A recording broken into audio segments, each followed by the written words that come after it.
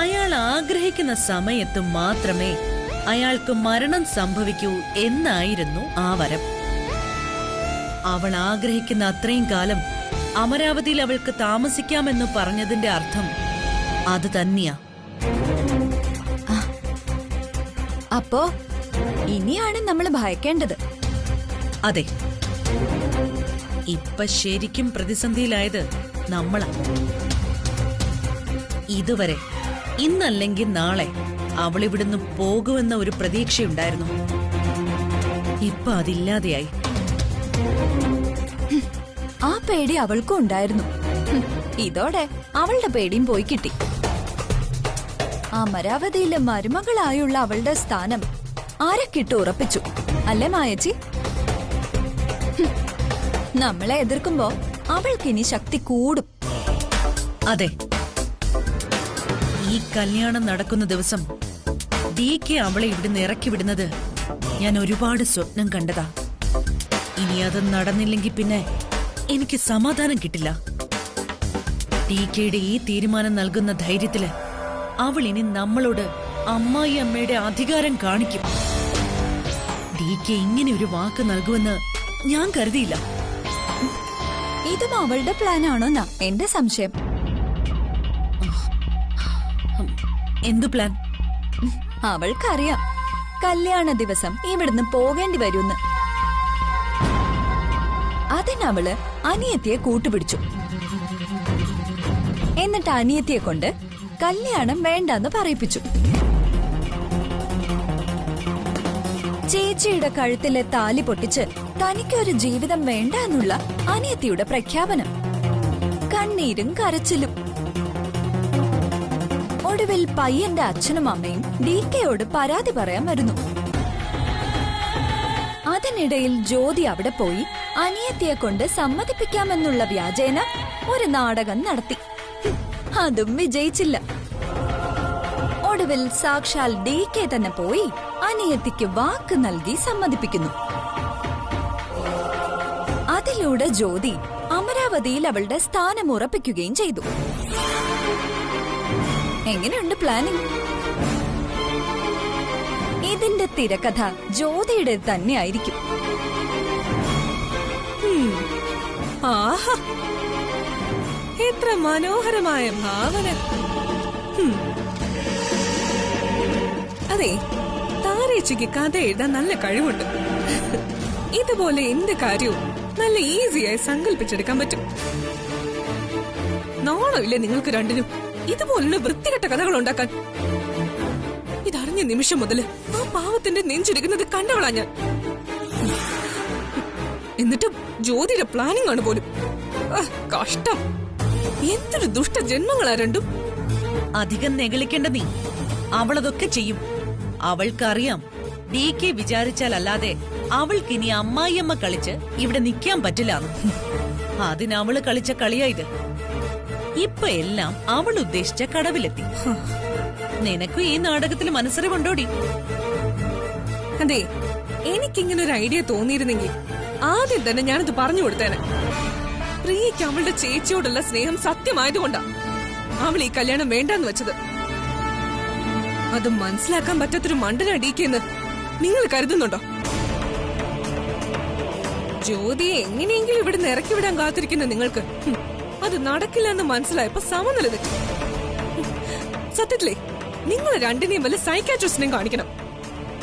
മനോരോഗത്തിന് ചികിത്സിക്കണം. എടീ, നിന്നെ ഞാൻ... അതെ, കൂടുതൽ മൂപ്പിക്കല്ലേ. പണ്ട് നിങ്ങളുടെ മുന്നിൽ പേടിച്ചു നിന്ന പഴയ ചിത്രയല്ല ഞാൻ.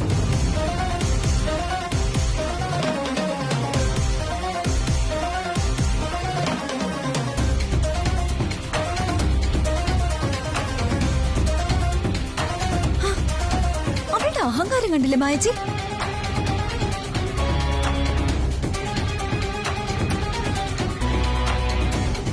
കുഞ്ഞിപ്പൂച്ചയ്ക്ക് തേറ്റപ്പല്ല് കിളിർത്തുപോയി. അവളുടെ അഹങ്കാരം തീർക്കാനുള്ള സമയവും വരും.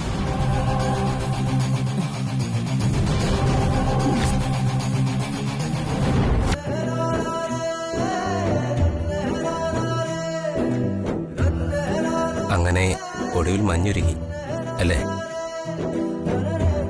തന്നെ ഞാൻ സമ്മതിച്ചിരിക്കുന്നു. എന്തിന്? DK പോലെ ഒരാളെ മുട്ടുകുത്തിച്ചില്ലേ? അയ്യോ, അങ്ങനെയൊന്നുമില്ല.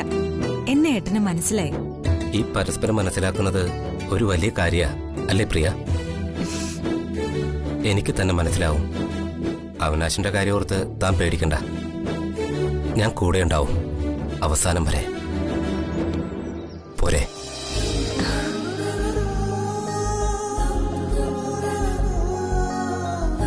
ഇനി ഈ കണ്ണ് നിറയരുത്. സന്തോഷം മാത്രം മതി നമ്മുടെ ജീവിതത്തിൽ. ഒരാളുടെ തെറ്റ് ക്ഷമിക്കാനും ചേർത്ത് നിർത്തി തിരുത്താനും രാജീവിനെ പോലെ നല്ല മനസ്സുള്ളവർക്കേ പറ്റൂ. രാജീവ് പറഞ്ഞില്ലേ അവസാനം വരെ കൂടെ ഉണ്ടാവുമെന്ന്. എനിക്ക് ആ വാക്ക് മാത്രം മതി. ജീവിതത്തിൽ ചിലപ്പോൾ നമുക്ക് ചതി പറ്റും. പക്ഷെ ആ ചതിയിൽ കുരുങ്ങി ജീവിതം മുഴുവൻ നശിപ്പിക്കുന്നത് നമ്മുടെ മാത്രം തെറ്റാ. തനിക്കൊരു മണ്ടത്തരം പറ്റി, ഇപ്പൊ അത് മാറി. ഇനി ഇതൊക്കെ പിന്നീടൊരിക്കലും നമുക്ക് പറഞ്ഞു ചിരിക്കാനുള്ള വെറും കഥകളാണ്. ഈ ജീവിതം നമുക്ക് സന്തോഷമായിട്ടങ്ങ് ജീവിച്ച് തീർക്കാടോ. എന്നാ വാ, നമുക്ക് ചുമ്മാ നടക്കാം. ഞാനില്ലേ കൂടെ? വാ.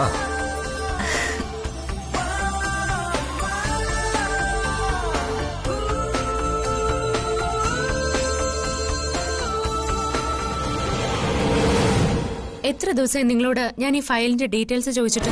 അത് മാഡം, ഞാൻ ബാലു സാറിനോട് പറഞ്ഞിരുന്നത്. പക്ഷേ സാറ് നേരിട്ട് തരാന്നാ പറഞ്ഞത്. മാഡം, അവര് DKയുടെ മക്കളുടെ സ്ഥാനത്തുള്ളവരാ. എനിക്ക് സംസാരിക്കുന്നതിനൊരു പരിധിയുണ്ട്. താൻ പോയി അവരെ ഞാൻ വിളിക്കുന്നു എന്ന് പറ. ചെല്ലു. ശരി മാഡം.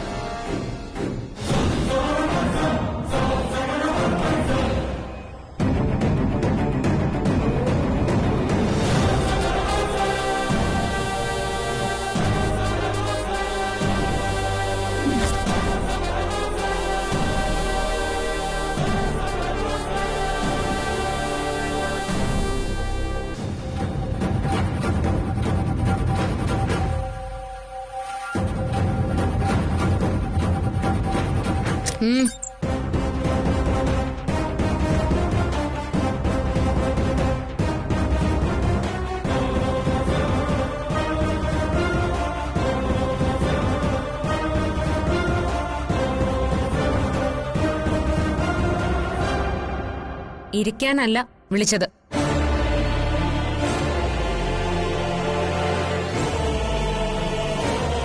ഒരു കാര്യം ചോദിക്കാനാ. എന്നാ പിന്നെ ചോദിക്കും. അതിന് ഞങ്ങൾ വിളിച്ചു വരുത്തണമായിരുന്നോ? ഫോണിൽ പറഞ്ഞാൽ മതിയായിരുന്നല്ലോ. പോരാ. ഇയാളോട് കുറച്ചു ദിവസമായിട്ട് ഞാനൊരു ഫയലിന്റെ ഡീറ്റെയിൽസ് ചോദിക്കുന്നു. അയാൾ പറയുന്നു ആ ഫയല് നിങ്ങളുടെ കയ്യിലാണെന്ന്. ഇയാൾ ചോദിച്ചിട്ട് നിങ്ങൾ ആ ഫയല് കൊടുക്കുന്നില്ല എന്നും പറയുന്നു. അതിനെക്കുറിച്ച് എനിക്കറിയില്ല. ആ ഫയൽ ഞാൻ കണ്ടില്ല. കിട്ടുമ്പോ തരാം. Shut up.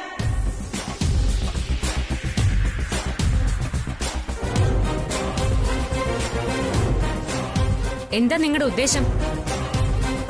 ഞാനൊരു ഫയല് ചോദിച്ചാ അത് തരണ്ടെന്നാ? ഞങ്ങളോട് ഇതുവരെ ഇയാൾ ഫയൽ ചോദിച്ചിട്ടില്ല. ഞാൻ ഇന്നലെ കൂടെ ചോദിച്ചതാ മാഡം. ബാലു സാറ് തരാന്ന് പറഞ്ഞതുകൊണ്ടാ. കുമാർ പോയിക്കോ. ശരി മാഡം. ആരുടെ കയ്യിലാ ആ ഫയല്?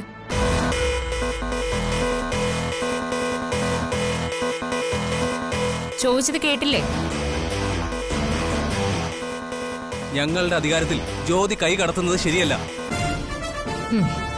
ഞങ്ങൾ ചെയ്യേണ്ട കാര്യങ്ങൾ ചെയ്യാൻ ഞങ്ങൾക്കറിയാം. പരാതി വല്ലതുണ്ടെങ്കിൽ DKയോട് ചെന്ന് പറയും. ഓ, എങ്കിൽ പിന്നെ DKയോട് സംസാരിച്ചിട്ട് മതി നിങ്ങൾ ഇവിടെ ജോലി ചെയ്യുന്നത്.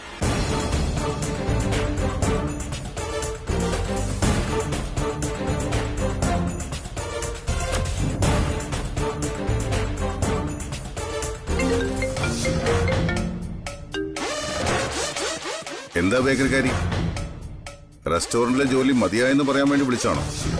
അല്ല, പറ്റുമെങ്കിൽ നിങ്ങളുടെ ആൺകുട്ടികൾക്ക് ഒരു നല്ല ഉപദേശം കൊടുക്കണം എന്ന് പറയാൻ വേണ്ടി വിളിച്ചതാ. എന്നോട് കുറച്ചുകൂടി മര്യാദയ്ക്ക് സംസാരിക്കാൻ നിങ്ങൾ അവരെ പഠിപ്പിക്കണം. അതിനിപ്പോ എന്താ അവിടെ സംഭവിച്ചത്? നിങ്ങൾക്ക് പകരം ഇവിടെ വന്നിരുന്ന റെസ്റ്റോറന്റ് നോക്കുന്ന ഞാനല്ല.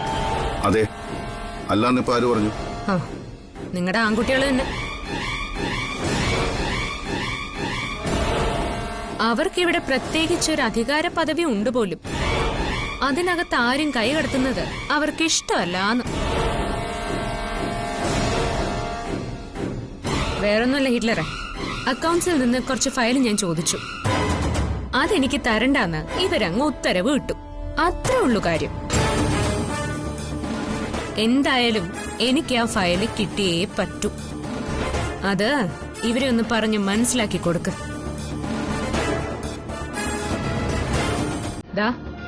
DK സംസാരിക്കേ.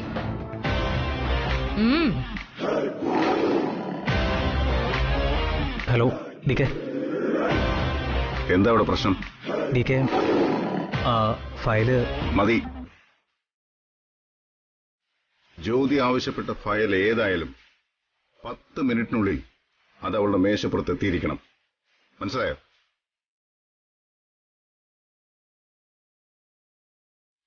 മനസ്സിലായി. ശരി DK, കൊടുത്തോളാം.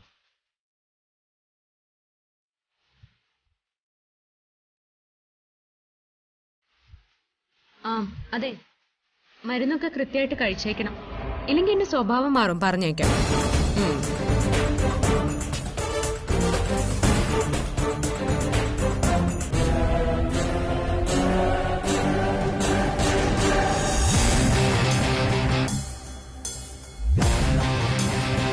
പൊയ്ക്കോ, പോയി ഫയല് കൊടുത്തയക്ക.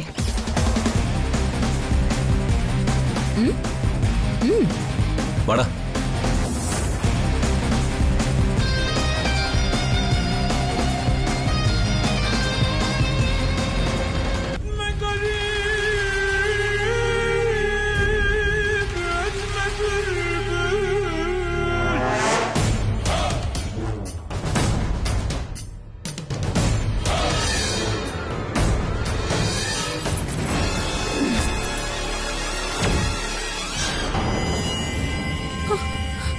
അമ്മേ,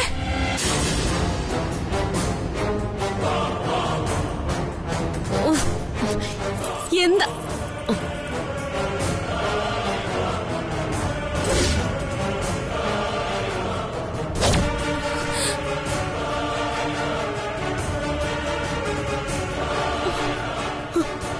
സുധേട്ടാ?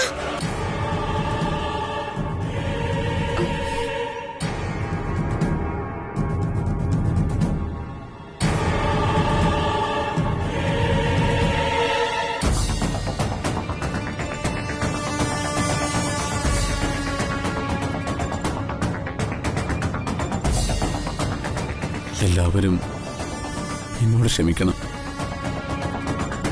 എനിക്ക് ഉറങ്ങാൻ പറ്റുന്നില്ല.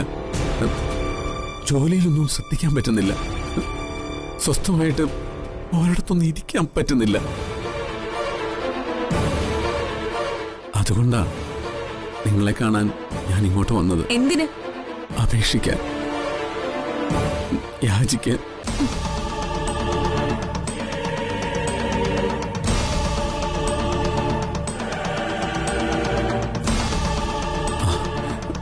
അങ്കിളെ,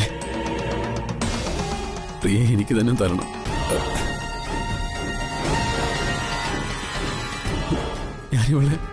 ഞാനിവളെ പൊന്നുപോലെ നോക്കിക്കോളാം. നിർത്തടാ, മതി നിന്റെ അഭിനയം. ഇറങ്ങിപ്പോ. ഇനി ഞങ്ങളുമായിട്ട് ഒരു ബന്ധവുമില്ല. നിനക്ക് തരാൻ ഇവിടെ പെണ്ണില്ല. അമ്മേ, നീ പൊന്നുപോലെ നോക്കി വരുത്തിയല്ലേ അമരാവതിയുടെ മോളിൽ തള്ളി താഴെയിട്ട് കൊല്ലാൻ നോക്കിയത്? അങ്കിൾ പ്ലീസ്, അതൊന്നും എന്നെ ഓർമ്മിപ്പിക്കല്ലേ.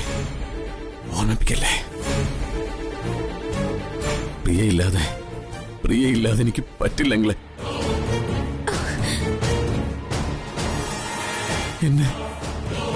എന്നെ ഉപേക്ഷിക്കരുത്. എന്നോടൊരൽപ്പം ദയവ് കാണിക്കണം. ഞാൻ അങ്കിളിന്റെ കാല് പിടിക്കാം. പ്രിയേ മാറി നിൽക്ക. പ്രിയേ, നമ്മുടെ സ്നേഹത്തെ കുറിച്ച് നീ ഇവരോടൊന്ന് പറയേ. ആ വന്ന പയ്യനില്ലേ രാജീവ്, അയ്യോ അവൻ ഇവക്ക് ചേരില്ല. ഞാൻ സ്നേഹിക്കുന്ന പോലെ അവന് നിന്നെ സ്നേഹിക്കാൻ പറ്റില്ല. അമ്മേ, ഞാനിനി എത്ര പണം വേണേലും അമ്മയ്ക്ക് തരാം. ഒരിക്കൽ പ്രിയ എനിക്ക് കെട്ടിച്ചേരാമെന്ന് പറഞ്ഞ് പണവും വാങ്ങി അമ്മ എനിക്ക് വാക്ക് തന്നല്ലേ അമ്മ.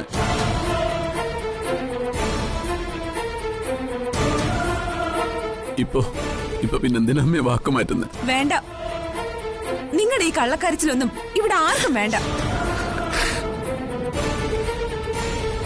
ഇതെന്ത് തീരുമാനമോ? ഇവിടെ ആർക്കും ഇതിൽ ഒരു പങ്കുമില്ല. നിങ്ങൾ ഇനി എത്ര കരഞ്ഞാലും കാല് പിടിച്ചാലും നിങ്ങളെ ഞാൻ ഈ ജന്മത്ത് വിവാഹം കഴിക്കില്ല.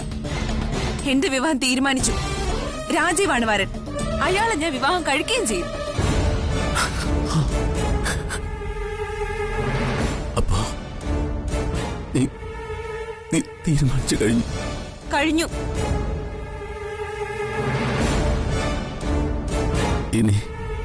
ഇനി മാറ്റമില്ല. ഇല്ല.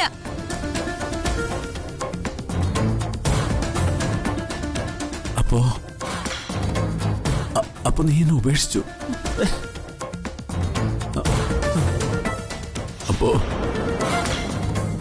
അപ്പൊ ഞാൻ ഈ കാല് പിടിച്ചതും യാചിച്ചതൊക്കെ വെറുതെ. ഇത്രയും നാൾ നിന്നെ മനസ്സിൽ കൊണ്ടു നടന്നതും വെറുതെ. നിങ്ങൾ ഇനി എന്റെ ജീവിതത്തിലേ ഇല്ല. നിങ്ങളുടെ ഓർമ്മ പോലും എനിക്ക് ഉറപ്പാ. മതി, എനിക്ക് വയ്യ.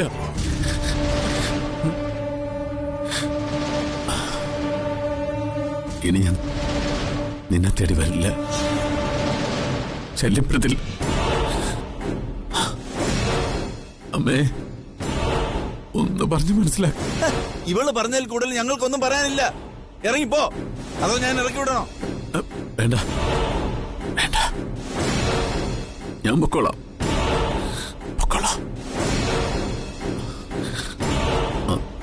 പ്രിയേ, നീ എന്നോട് ഇങ്ങനെ ചെയ്യുമെന്ന് ഞാൻ ഒരിക്കലും കരുതി. താങ്ക്സ്. ബൈ.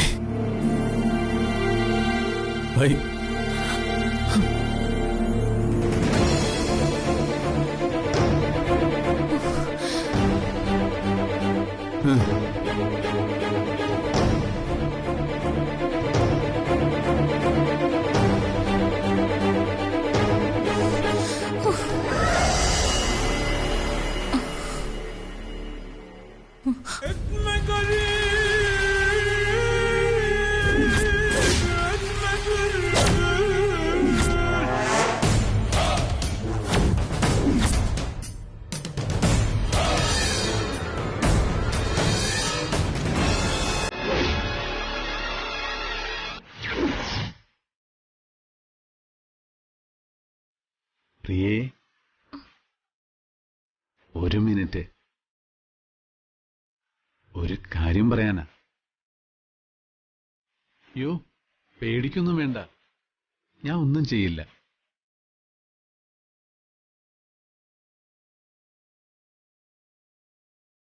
പ്ലീസ് പ്രിയ, ഒന്ന് വരുമോ?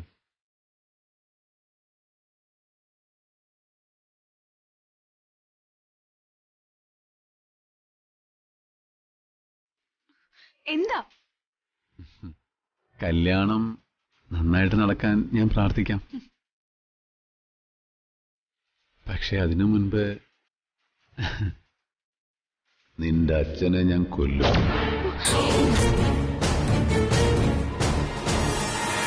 ആ ചെക്കനില്ലേ, അവനെ ഞാൻ കൊല്ലും.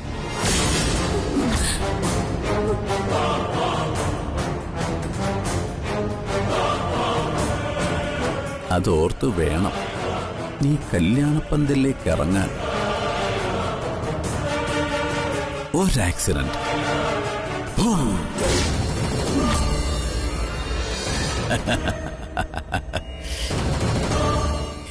എല്ലാം തീരും.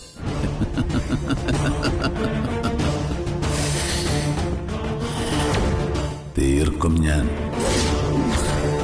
ഓർത്തോ? അപ്പോ ഓൾ ദി ബെസ്റ്റ്.